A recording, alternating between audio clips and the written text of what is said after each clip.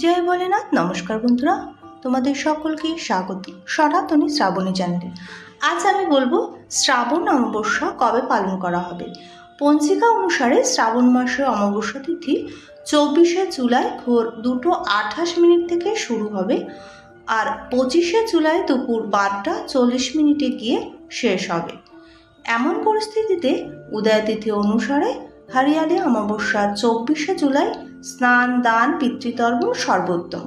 শ্রাবণ মাসে যে হরিয়ালি অমাবস্যা পালন করা হয় তখন চারিদিকে যেহেতু সবুজের সমারোহ থাকে, তাই এই দিনটিতে ভগবান শিব এবং মাতা পার্বতীর পুজোর জন্য ভীষণই লাভদায়ক।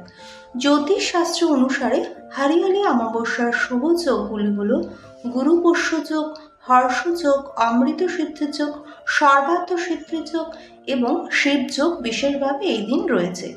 এই শুভ যোগগুলির মধ্যে আপনি যদি শিব পার্বতীর পুজো করেন তাহলে আপনার সমস্ত মনস্কামনা পূর্ণ হবে এবং আপনার জীবনে আসবে সুখ শান্তি সমৃদ্ধি।